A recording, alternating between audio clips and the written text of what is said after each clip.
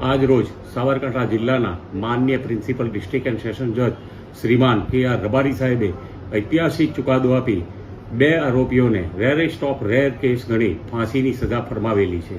આ કેસની વિગત એવી છે કે અકબર સાની નામનો વ્યક્તિ પેરિસ હેર કટિંગ સલૂનથી નામથી ઇલોલમાં પોતાની દુકાન ચલાવતો હતો, પરંતુ એને અકસ્માત નડતા તે પોતાના વતન પરત ગયો અને એની દુકાનમાં એણે પોતાના જ વતનના 3 થી 4 લોકોને પોતાને ત્યાં કારીગર તરીકે રાખેલા.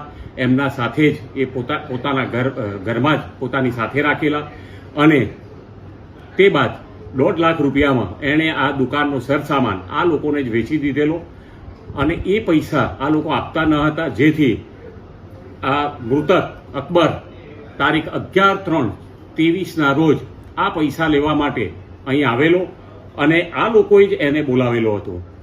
અને એમાં આ જે 4 લોકો હતા એમાં એક મોહમ્મદ નદીમ, એક શહેબાજ અહેમદ અને એક પરવેજ મુશરફ તેમજ એક કાયદાના સંઘર્ષમાં આવેલ કિશોર હતો.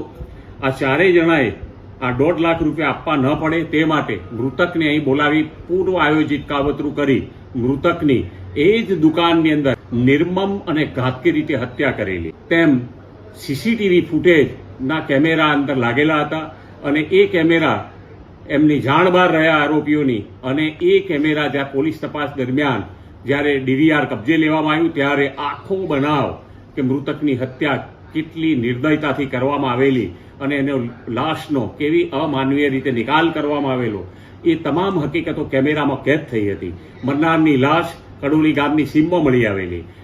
આ આરોપીઓએ મૃતકની હત્યા કરી અને એના પુરાવા પણ નાશ કરેલા અને ધામણી નદી જોવામાં અંદર જઈ અને જુદી જુદી જગ્યાએ જુદા જુદા હથિયારો, કપડાં, લોહીવાળા અને અન્ય સાફ સફાઈ અને પુરાવાનો નાશ કરેલો એ પણ એમણે ફેંકી દીધેલ હતું અને લાશ કડોલીથી ગામની સીમમાં ફેંકી દીધેલ હતી.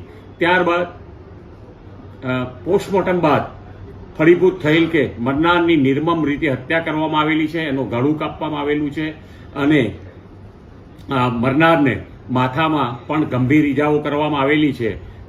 ત્યારબાદ મૃતકના ભાઈએ આ ફરિયાદ નોંધાવેલ હતી અને પોલીસ તપાસ દરમિયાન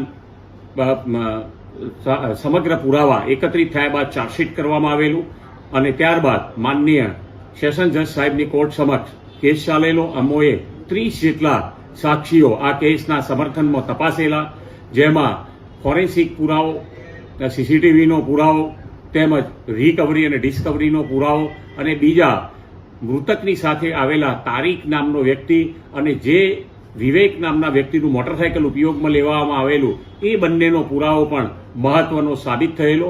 અને આજ રોજ અદાલતે આ 3 આરોપીઓને કસૂરવાર ઠરાવેલ, જેમાં નદીમ અને શહેબાજને ઇપિકો કલમ 302ના ગુના માટે તકસીરવાર ઠરાવેલા. 302, 120B અને 201 3 ગુના માટે તકસીરવાર ઠરાવેલ અને પરવેજને પુરાવાનો નાશ કરવાની કલમ 201ના ગુના માટે તકસીરવાર ઠરાવેલ અને 120Bમાં આજીવન કારાવાસની હુકમ કરેલો છે અને 201ના ગુનામાં 3 આરોપીઓને 7 વર્ષની સખત કેદની સજાનો હુકમ કરેલો છે. મૃતક અકબરના ફેમિલીને, એના કુટુંબીજનોને પણ વળતર માટેની પણ અદાલતે જોગવાઈ કરેલી છે.